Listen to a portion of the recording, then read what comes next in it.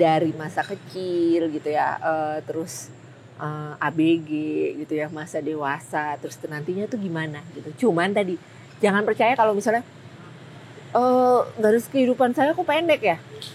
Ini banyak yang bilang umurnya juga jadinya pendek. Itu juga nggak begitu gitu ya. Jadi panjang pendek usia itu nggak dilihat dari panjang pendeknya garis kehidupan.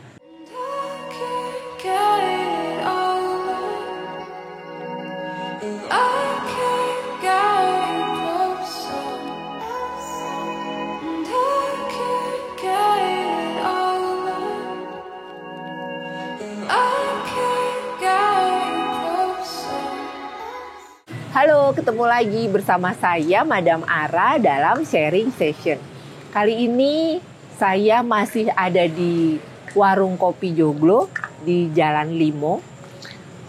Untuk yang kali ini sharing session saya masih melanjutkan episode sebelumnya nih tentang telapak tangan.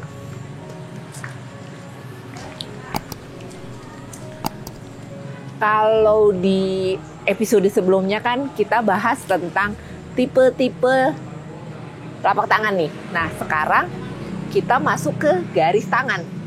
Jadi Tuhan itu emang nyiptainnya tuh bener-bener pencipta yang luar biasa ya. Karena sampai sedetil itu, sampai segaris tangan pun juga unik-unik gitu. Jadi nggak ada yang sama garis tangan itu.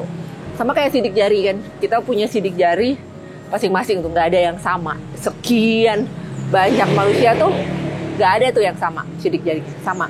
Di garis tangan juga begitu. Nah, garis-garis tangan ini kalau kalian belum tahu, sebenarnya garis tangan ini bisa berubah. Jadi jangan pernah percaya kalau misalnya ada yang bilang, aduh katanya garis tangan saya nih bawa sial, garis tangan saya ini bukan garis tangan yang membawa rezeki atau bawa hoki. Itu jangan percaya, karena garis-garis yang ada di tangan ini bisa berubah. Kenapa bisa berubah? Karena garis-garis ini tuh terdiri dari ribuan saraf yang nyambung ke kepala, yang nyambung ke otak kita. Garis-garis tangan ini ada 3 garis utama. Jadi di garis tangan itu ada 3 garis utama. Yang atas itu garis hati. Yang tengah garis kepala. Yang paling bawah garis kehidupan. Itu 3 garis utama yang ada di telapak tangan. Nah, garis-garis yang lain itu garis tambahan. Maksudnya garis tambahan apa? Enggak semua punya tuh gitu. Jangan juga garis tambahan ya. Jadi ini nih yang utama tuh ini. Nah, 3 garis utama itu aja beda-beda. Beda-beda tuh maksudnya coba kamu lihat, terus kalau misalnya kamu lagi nontonnya bareng pasangan kamu gitu ya, atau bareng anak kamu, bareng teman kamu bisa amatin. Dari 3 garis utama itu beda-beda. Terutama ini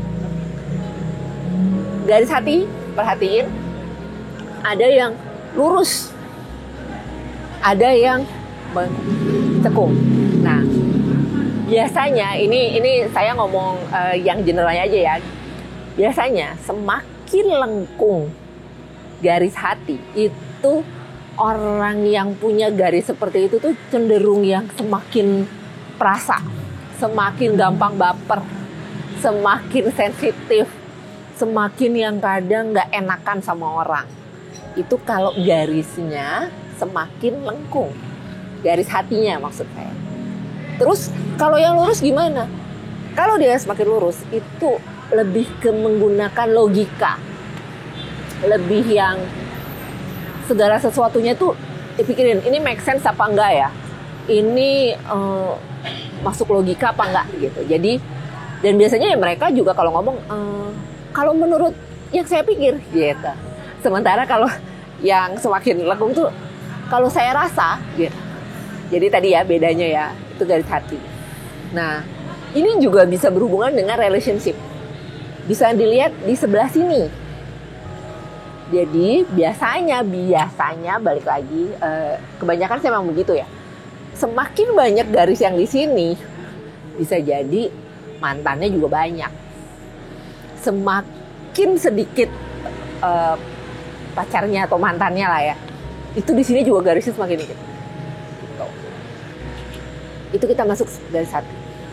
Sementara kalau yang tengah, garis kepala, yang tengah ini, itu hubungannya sama kreativitas, sama ide, sama hal-hal yang berhubungan dengan kegiatan gitu ya, dengan aktivitas tadi gitu, dengan pekerjaan gitu. Nah, itu bisa dilihat juga garisnya tuh kayak gimana. Garisnya itu panjang apa enggak, pendek, terus melengkung apa enggak, terus cabangnya banyak apa enggak. Itu bisa dilihat sebenarnya dia tuh karakternya kayak gimana sih gitu. Lebih ke menyangkut pekerjaan dia, menyangkut gimana sih dia menghadapi tekanan tuh kayak gimana, kayak gitu-gitu. Nah, sementara kalau yang garis yang paling bawah itu garis kehidupan. Garis kehidupan di sini itu kehubungannya sama perjalanan dia dari masa kecil gitu ya, terus ABG gitu ya, masa dewasa, terus nantinya tuh gimana gitu. Cuman tadi jangan percaya kalau misalnya garis kehidupan saya kok pendek ya, ini banyak yang bilang umurnya juga jadinya pendek. Itu juga nggak begitu gitu ya. Jadi panjang pendek usia itu nggak dilihat dari panjang pendeknya garis kehidupan gitu ya. Itu juga nggak benar. Nah, tapi memang garis-garis yang di sini nih, dan itu bisa ngelihat penyakit, bisa dilihat dia sebenarnya kesehatannya kayak gimana. Tuh. Nah, banyak yang bisa dilihat itu di ujung ini nih, garis kepala sama garis kehidupan. Kalau dia ketemu gitu ya di ujungnya nih, kayak begini nih maksudnya nih, ketemu, itu biasanya orangnya cukup hati-hati, cukup nggak takut, khawatir, nggak berani ngambil resiko, yang dia akan lebih nyaman kalau kerja sama orang, karena dia tadi ya maunya di zona nyaman, di zona aman. Jadi itu kalau ujungnya nih antara garis kepala sama garis kehidupan nyatu. Jadi kalau misalnya kamu lihat garismu atau garis temanmu ininya semakin mepet nih, wah bisa disimpulkan kalau dia termasuk yang nggak berani tuh, kayak misalnya ngeluarin ide terus yang tahu-tahu misalnya resign terus dia ini sendiri gitu. Saya itu biasanya tuh pertimbangannya matang-matang banget, penghitungannya hati-hati banget pertimbangannya gitu. Jadi tadi ya. Sementara kalau yang garis kepala sama garis kehidupannya kebuka nih, biasanya kebalikannya. Dia suka sesuatu yang spontan, dia lebih suka ngatur dibanding diatur. Dia lebih nyaman untuk mengerjakan segala sesuatunya tuh nggak ada rule-nya, nggak ada aturannya mesti gimana-gimana. Makanya kebanyakan mereka bisa lebih sukses kalau kerja sendiri, kalau dia buka usaha. Nah, tapi misalnya gini loh, ini kok kayak ada teman saya yang ininya terbuka tapi kok kerja sama orang gitu. Nggak ada salahnya juga. Cuman biasanya juga secara posisi dia punya posisi yang oke. Jadi misalnya kayak manajerial ke atas, yang dia punya anak buah, yang dia juga ngelit orang gitu, ngelit bawahan, yang ngatur orang juga gitu. Jadi posisinya juga biasanya di atas. Jadi semakin lebar garis kepala sama garis kehidupan, biasanya orangnya semakin suka tantangan, semakin suka sesuatu yang spontan, yang dadakan aja gitu. Yang kalau misalnya ngejar sesuatu juga yang bukan yang direncanain banget gitu. Tapi kalau dia tertutup, nah itu deh baru tuh semuanya direncanain matang-matang. Dia cukup takut buat ngejalanin sesuatu yang bukan kebiasaannya dia gitu. Jadi itu yang bisa dilihat dari jarak antara garis kepala sama garis kehidupan. Nah, Dari tipe sama dari garis tangan ini itu kalian udah bisa sebenarnya udah bisa ngebaca paling enggak untuk diri sendiri. Nah, terus selain garis utama tadi ada garis-garis tambahan. Perhatiin yang dari bawah sampai atas. Itu garis nasib padanya di situ. Cuman kalau yang nggak ada garisnya jangan terus yang patah semangat yang misalkan, gue nggak ada garis nasib nih, terus nasib gue kayaknya nggak kelihatan gitu ya, atau suram gitu, nggak juga. Jadi garis nasib itu nggak semua orang kelihatan. Nah, dan letaknya dari sini, gitu, sini ke atas. Di situ juga bisa kelihatan ini orangnya tipikalnya kayak gimana. Dia tuh semangat di awal, terus di belakangnya mood dan perlu disupport, atau dia tipikal yang pemalu yang perlu orang lain dulu buat ngedorong, terus dia baru gitu ya, baru semangat gitu. Ada yang dia struggling, jadi di awal itu dia mesti jungkir baliknya bener-bener gitu ya. Kalau orang lain mungkin jungkir baliknya cukup 2-3 kali, dia bisa yang 5-6 kali gitu. Jadi hal-hal yang kayak gitu tuh gitu yang bisa dilihat dari kesep. Terus cabang-cabang ini juga bisa dilihat. Jadi garis tambahan itu bisa banyak ya bentuknya. Jadi bisa yang dia ada di ujung garis utama. Bentuknya juga bisa macam-macam. Bisa yang rumbai. Rumbai itu maksudnya kayak yang bercabang-cabang banyak gitu ya. Terus ada juga yang bentuknya tuh kayak bintang. Kayak bintang gitu yang cabang-cabang. Ada yang membentuk segitiga. Nah, itu juga macam-macam ininya, artinya. Jadi kalau yang banyak bentukan segitiganya, jadi kalau garis tambahannya itu kebentuk segitiga banyak, itu biasanya dia orangnya sensitif. Sensitif di sini bukan yang kayak garis hati semakin melengkung ya, tapi lebih ke dia cukup instingnya tuh jalan gitu. Intuisinya tuh cukup kuat. Itu kalau yang banyak bentuk garis tambahannya tuh bentuk segitiga. Terus ada lagi kayak trisula gitu ya, kayak apa namanya, bukan pedang sih, tapi lebih yang kayak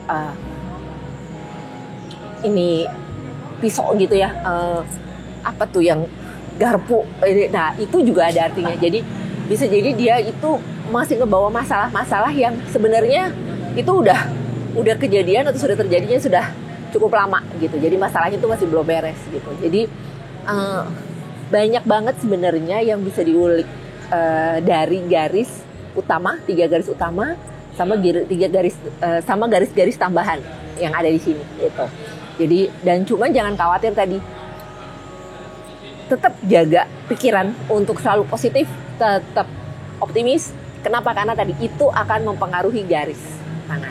Jadi kalau misalnya nih kamu ngelihat ada orang yang garis tambahannya tuh tebel-tebel gitu ya, jadi garis tambahannya bisa lebih jelas dibanding garis utama gitu ya. Terus banyak gitu garisnya. Itu juga bisa dipastiin kalau dia kebanyakan mikir, kebanyakan khawatir, kebanyakan ngurusin yang sebenarnya nggak perlu diurusin. Kenapa gitu? Karena bisa jadi yang dia alamin masalahnya bukan masalah dia, tapi masalah orang gitu. Jadi, dan tadi benar, semakin ruwet garis-garis di sini gitu. Biasanya memang hidupnya juga ruwet gitu. Jadi kamu bisa ngelihat ini orang simple apa enggak, ini orang ribet apa enggak, itu juga dari garis-garis yang ada di tangan. Oke, itu cukup informatif sih. Saya ngeliatnya kalau kalian sudah bisa mempelajari itu gitu ya, ditambah juga dengan rajin baca buku, terutama untuk seputar garis tangan, kalian pasti udah bisa juga baca garis tangan gitu. Terus ini belum lagi masuk ini nih, bukit Jupiter, bukit Saturnus, itu beda lagi. Ini jadi tadi itu aja dulu, nggak usah terlalu banyak informasi, nanti kamu pada pusing sendiri gitu ya. Jadi tadi coba dipelajari dulu bagian tipe telapak tangan sama garis-garis utama sama garis tambahan. Nah, terus banyak berlatih. Coba bacain garis tangan teman-teman dekat kamu gitu. Banyak latihan. Jadi itu bisa buat tambahan informasi. Semoga bermanfaat. Jangan lupa juga sharing kalau misalnya menurut kamu ini cukup informatif dan kamu tahu ada teman kamu yang tertarik gitu ya dengan informasi atau dengan pengetahuan seputar telapak tangan. Jadi kamu sharing, jangan disimpan sendiri. Jangan lupa juga subscribe sama like. Sampai ketemu di sharing session selanjutnya. Terima kasih.